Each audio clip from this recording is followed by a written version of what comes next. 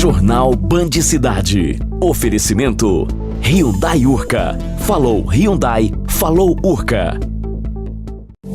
Números da inadimplência para este ano praticamente dobraram se comparados ao mesmo período de 2013. Pesquisa feita em Uberlândia indica a expectativa dos comerciantes para o Dia das Crianças. Quase 40 milhões de toneladas de cana-de-açúcar são processadas pelas indústrias. O volume representa queda de 16%. Produtores de carne temem perder a chance de aumentar as exportações. Tudo isso e muito mais agora, no Band Cidade, que está no ar.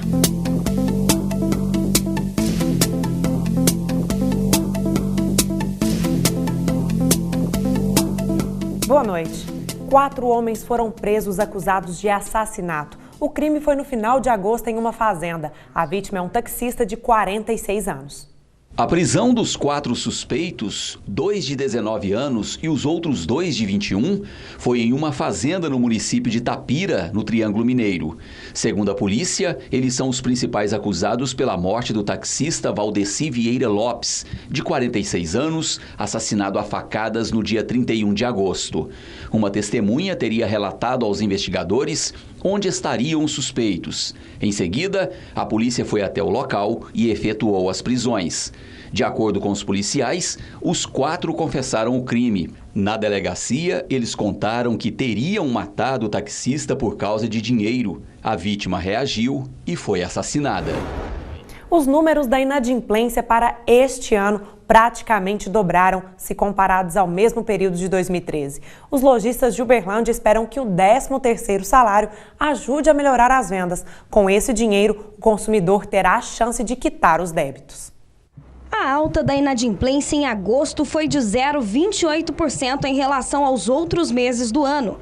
Com este aumento nos números, a Câmara de Dirigentes Lojistas de Uberlândia faz um alerta aos comerciantes. Na compra, mesmo que seja feita em cartão ou em cheque, que seja feito um cadastro, né, desse consumidor, que seja feita uma avaliação. É muito bom fazer uma consulta e aí, para que, não que a consulta garante que não vai acontecer inadimplência, mas uma avaliação feita de forma mais criteriosa na compra, significa uma recuperação de um possível cliente inadimplente com maior facilidade. A expectativa dos lojistas é que para esta época do ano, em que os consumidores recebam o 13º, quitem as contas para melhorar o poder de compra para o Natal. Quanto foi apurado de inadimplência no ano passado, neste mesmo período? 2,69. Os índices apontam essa diferença aí de 2,69 para 5,3. Houve um aumento de 5 a 8% em relação ao ano passado, né? Esse mês de julho chegou até 11% esse aumento. Agora, a esperança tanto da CDL quanto dos lojistas é que com a chegada do 13º salário, os consumidores quitem os débitos para começarem as compras do Dia das Crianças e do Natal. Esse é um período muito esperado, né, por todos nós que trabalhamos com recuperação de crédito. É um período muito propício que as pessoas fazem opção por pagar dívidas, né? Todo mundo quer comprar, todo mundo quer dar um presente, mas as pessoas também querem primeiro negociar as suas dívidas. Então, é um momento bem oportuno.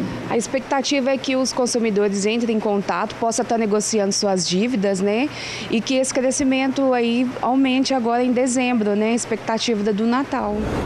O conflito da Rússia com os Estados Unidos e a União Europeia tem ampliado o espaço para os alimentos brasileiros. Por causa disso, os produtores de carnes temem perder a chance de aumentar as exportações devido ao atraso do governo para certificar novas plantas frigoríficas. Por causa da crise, os russos anunciaram que vão aumentar a compra de carne bovina e suína do Brasil.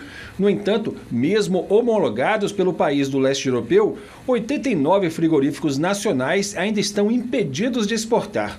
O Ministério da Agricultura decidiu verificar a situação sanitária das plantas antes de dar o ok para os embarques.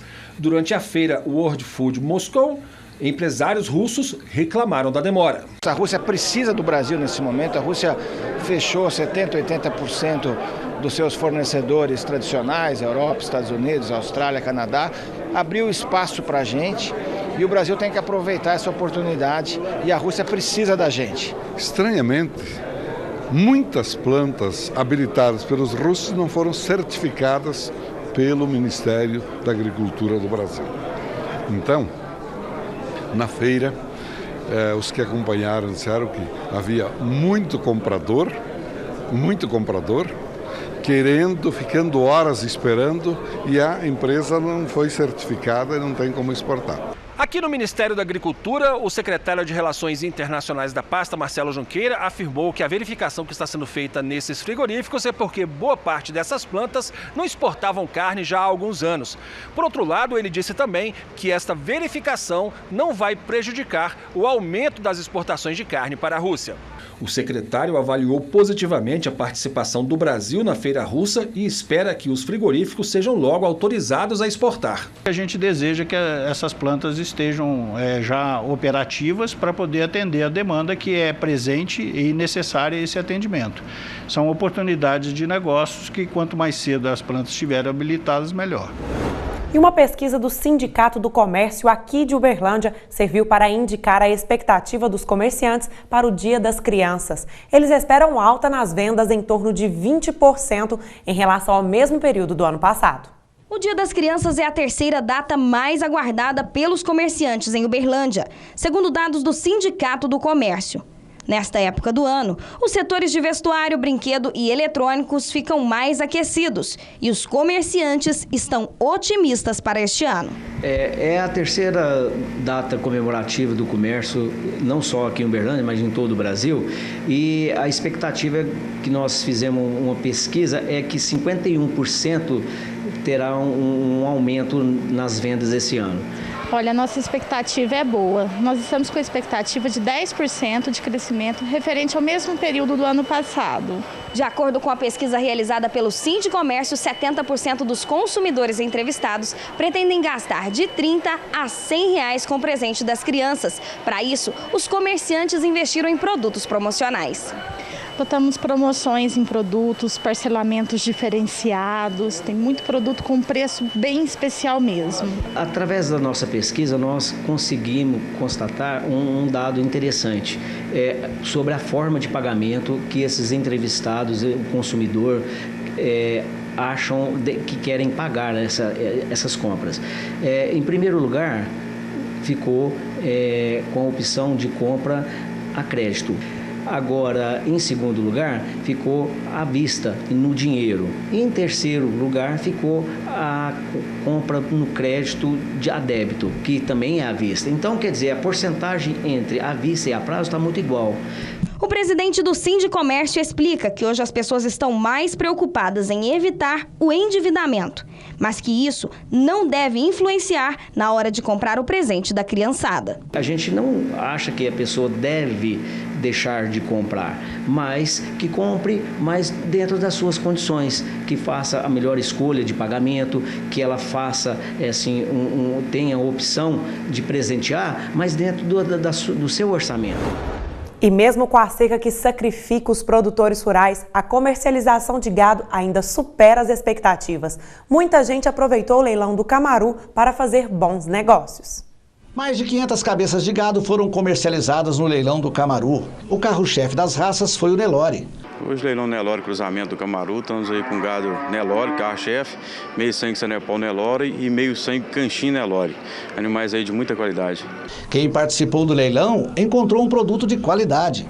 Os criadores vêm a cada dia melhorando seus animais geneticamente, melhorando seus pastos. Tá aí a qualidade, mostra aí um gado com muita genética, um estado corpóreo muito bom.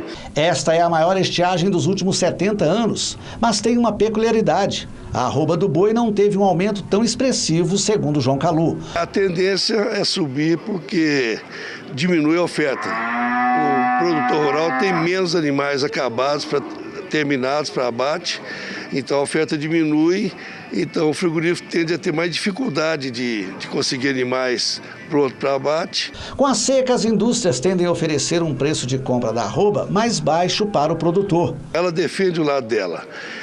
Quando ela tem escala curta, ela até paga mais, mas quando ela está de escala normal, ela sai no mercado oferecendo preços abaixo. A estiagem faz o produtor enfrentar os problemas de abastecimento de água para o gado e, consequentemente, a produção de leite é bem menor. Muitas fazendas secaram as minas, secaram córregos e há uma dificuldade de fazer poço artesiano, porque leva-se 2 a 3 meses, às vezes, para conseguir uma outorga, uma licença para construir um poço, para furar um poço artesiano. Quase 40 milhões de toneladas de cana-de-açúcar foram processadas pelas indústrias da região centro-sul do país na primeira quinzena de setembro. O volume representa queda de 16% em relação ao período anterior. Do início da safra de cana até o dia 15 de setembro, a moagem chegou a 412 milhões de toneladas, 4 milhões a mais em relação ao ano passado. A produção de açúcar alcançou 23,4 milhões de toneladas, enquanto que a fabricação de etanol somou 18 bilhões de litros, com um crescimento de quase 5% sobre o volume observado no mesmo período de 2013. Para a Única, as indústrias estão priorizando a produção do biocombustível, mas aguardam medidas para estimular o setor, como o aumento da adição do etanol anidro na gasolina de 25% para 27,5%, já aprovado no Congresso. De fato, estamos aguardando a finalização dos testes de emissão, durabilidade e dirigibilidade que estão sendo feitos e coordenados pelo CEMPES da Petrobras, com uma reunião aí de diferentes ministérios e grupos da Anfávia, da Única, enfim, é um grupo grande. Ainda está faltando sancionar essa lei e além de sancionar, está no texto legal que isso depende de condições técnicas. Essas condições técnicas estão associadas a esses testes que estão sendo feitos e que eu acredito que vão mostrar que não tem problema um aumento, porque é muito pequeno, né, de 2,5 pontos percentuais. Nós não estamos falando de gasolina pura para gasolina com mistura de etanol. Nós estamos falando de aumentar de 25% para 27,5%. Quase tudo pronto para as eleições de domingo. Em Uberaba, as urnas foram checadas. Todos os detalhes você acompanha em instantes aqui no Band Cidade. Até já!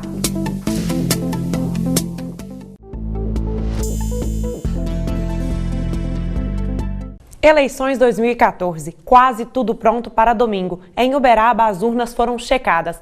Gabriela, foi detectado algum problema? Boa noite. Boa noite, Natália. Por aqui, tudo em ordem. Os dados inseridos nas urnas eletrônicas das zonas eleitorais de Uberaba, Água Comprida, Campo Florido, Delta e Veríssimo foram testados por amostragem. Os equipamentos passarão ainda por verificação de data e hora antes de serem lacrados. 707 urnas eletrônicas serão distribuídas nas seções das 4 zonas eleitorais de Uberaba. Os equipamentos, desde a última semana, são preparados com a inserção dos dados dos 1.925 candidatos aos 5 cargos disputados este ano. Penúltimo teste, antes de lacrar a urna, é o funcionamento. É uma amostragem de que as urnas estão funcionando perfeitamente, aptas para estarem no dia das eleições para a votação. Elas ainda vão passar por mais algum teste? Não, apenas a verificação de data e hora, mas o principal é isso que está sendo feito hoje. O procedimento é feito pelos funcionários dos cartórios, com a presença do juiz e do promotor eleitoral. Até o fim da semana, as urnas passarão por conferência de data e hora e então serão lacradas e mantidas sob a guarda da Polícia Militar. 100% garantido em termos de segurança tecnológica e também burocrática. O Tribunal Regional Eleitoral de Minas criou as sessões eleitorais em estabelecimentos penais e em unidades de internação tratadas pelo Estatuto da Criança e do Adolescente. Pela terceira eleição, os presos provisórios e os internados por ato infracional têm o direito ao voto assegurado. Nestas eleições, foram 1.060 eleitores cadastrados, 746 votarão nos 10 presídios definidos e 314 menores infratores em 4 centros socioeducativos. As sessões para esses eleitores serão instaladas nas cidades de Abricampo, Boa Esperança, Conselheiro Lafayette, Ibirité, Ituiutaba, Matozinhos, Montes Claros, Patrocínio, São Lourenço, Sete Lagoas, Três Corações e Ribeirão das Neves. Para participar das eleições, os interessados tiveram que requerer a transferência ou fazer o alistamento eleitoral para as sessões eleitorais criadas especialmente para este fim. E hoje, no quadro Eleições 2014, a nossa equipe tira mais uma dúvida comum entre todos os eleitores. Se o seu nome não estiver na sessão em que você vota, o que fazer? Acompanhe a resposta.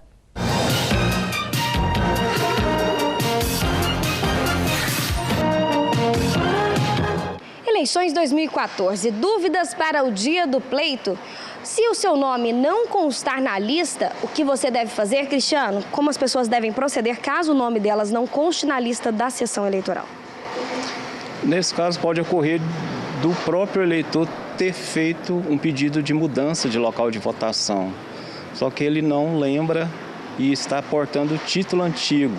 Talvez tenha perdido o título novo. Então, nesse caso, a gente orienta para o eleitor procurar o cartório eleitoral, ligar o cartório eleitoral, que a gente vai instruir sobre o verdadeiro local de votação, onde ele está cadastrado.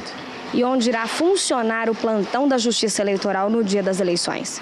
No cartório mesmo, a partir do início da votação, o cartório eleitoral vai estar preparado com pessoas para receber ligações e atendimento pessoal desses eleitores que necessitarem do serviço da Justiça Eleitoral.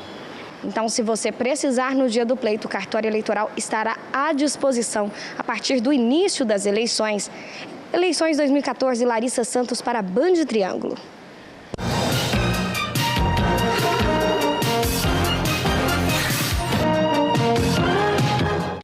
E está disponível na página eletrônica do Tribunal Regional Eleitoral de Minas Gerais o formulário de justificativa. Para se justificar, o eleitor precisa entregar o formulário durante o período de votação em qualquer sessão eleitoral ou posto de justificativa fora de seu domicílio eleitoral. Para isso, o cidadão precisa do número do seu título e estar portando um documento oficial de identificação com foto. É importante que o formulário seja preenchido com atenção, pois se os dados estiverem incorretos ou não possibilitarem a identificação do eleitor, a justificativa não valerá. Essa opção somente é válida para as justificativas feitas no dia do pleito. Caso o eleitor não justifique no dia das eleições, ele tem um prazo de 60 dias para fazê-lo. Para tirar dúvidas, acesse a página do TRE Minas na opção Justificativa Eleitoral ou ligue no Disque Eleitor. Poucas pessoas sabem definir o que é cutelaria. Para quem está em atividade, é um trabalho em extinção. É o que você vai ver depois do intervalo.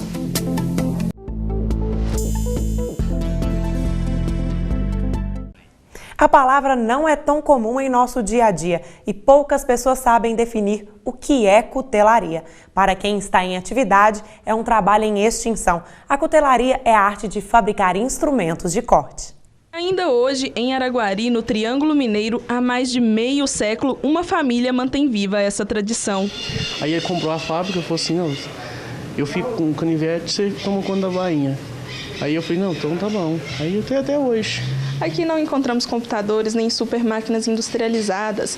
As máquinas com mais de 50 anos ainda fabricam bainhas e canivetes com a mesma qualidade e o luxo e o requinte dos canivetes atuais. A produção do instrumento de corte é toda artesanal, desde a fabricação do cabo em madeira até a bainha em couro, onde se guarda o canivete. Tudo é produzido há anos pela família do senhor Ademir. A gente começou com o meu tio lá na Vila Murim. Aí o meu irmão me chamou para trabalhar, aí a gente começou, eu, meu irmão e meu tio. A produção requer paciência e precisão. De um lado, corta-se a lâmina de inox, solda-se o cabo, esmerila, martela e dá o polimento. No outro, o couro toma forma, é prensado e moldado, podendo ser até personalizado. Tudo isso é feito com grande habilidade manual há anos. O mais difícil era material, que a gente não achava material no mercado. Após todas as etapas, o produto está pronto. Na cutelaria artesanal, a produção são de 300 dúzias ao mês. E na cutelaria, como nas artes, a produção artesanal, mesmo que diminuta, tem status de artigo de luxo. O produto artesanal é o orgulho da família Ferreira e mesmo com a profissão em extinção, Lucas afirma que se depender dele, manterá a arte viva e passará a tradição para outras gerações. Não acabar, né? nessa área de canivete, bainha. Agora o esporte. Sai o Campeonato Brasileiro, entra a Copa do Brasil. Amanhã o Cruzeiro enfrenta o ABC de Natal. A principal preocupação é com o cansaço. Jogos no meio de semana, no fim de semana, viagens, muitas viagens, calendário apertado. Desgaste que tende a aumentar. Se avançar até a decisão da Copa do Brasil, a Raposa pode disputar até o dia 7 de dezembro 19 jogos, quase uma partida a cada 3 dias. A gente tem elenco para isso, né, e que possamos estar tirando proveito disso. O certo é que alguns jogadores sentiram o desgaste nas últimas partidas. Ricardo Goulart e Everton Ribeiro são as maiores vítimas. Contra o Sport no último sábado em Pernambuco, o cansaço dos jogadores foi visível. E eles ainda atuaram pela seleção brasileira este mês. Diante do quadro de desgaste dos atletas, Marcelo Oliveira pode poupar alguns jogadores para a partida de amanhã contra o ABC no Mineirão pela Copa do Brasil. E nesta lista de poupados podem estar Everton Ribeiro e Ricardo Goulart. A gente sugeriu, né, alguns atletas que estão um pouquinho mais desgastados e provavelmente ele deve fazer alguma alteração para o jogo de quarta-feira. Além do desgaste, o treinador pode poupá-los por um outro motivo. Sábado tem jogão pelo Brasileiro. A partida contra o segundo colocado Inter também é encarada como uma decisão. Por isso, Marcelo Oliveira quer todo mundo 100%. Contra o Inter vai ser mais um jogo decisivo e mais um jogo que a gente vai entrar com o pensamento que vai ser uma final pra gente também, que uma vitória não deixa muito tranquilo. Esquecer o Inter, os desgastes, os desfalques. Os cruzeirenses querem mesmo mostrar a força e a superação dentro de campo. Já o Atlético terá um jogo bem mais difícil pela Copa do Brasil. Também nesta quarta-feira, o Galo vai encarar o Corinthians. A boa notícia é o retorno de alguns destaques do time. Reparou em quem está em campo treinando? É o Luan. Há pouco mais de uma semana ele fraturou 2 costelas no Clássico. Pois é, já está de volta. Eu sou guerreiro, que eu tenho capacidade de superar qualquer dor, qualquer obstáculo que vir pela frente eu vou superar. Essa aí é mais um obstáculo para mim superar e já superei, é passado. As boas notícias estão em alta na cidade do Galo. Além do Luan, o Dátulo, o Jô e o Marion também foram liberados pelo departamento médico. Eu particularmente não gosto, né, de parar, de estar machucado, mas são coisas que acontecem no futebol. Aos poucos, o técnico Lever Coupe vai tendo mais opções para escalar o time que vai a campo nesta quarta-feira contra o Corinthians pela Copa do Brasil. Agora, quem vai jogar? Só o próprio Levir para responder. Vamos montar um time, vamos ver como os jogadores estão fisicamente, para a gente montar um time, chegar lá e procurar vencer. A dor de cabeça é boa. O garoto Carlos tem se firmado cada vez mais no ataque. Um cara que sai na cara do gol 6 ou 7 vezes, 8 vezes em 2 jogos, é um cara diferente. Ele sabe onde ir, ele sabe onde se colocar para buscar a finalização. O Band Cidade de hoje termina aqui. Uma ótima noite para você e até amanhã.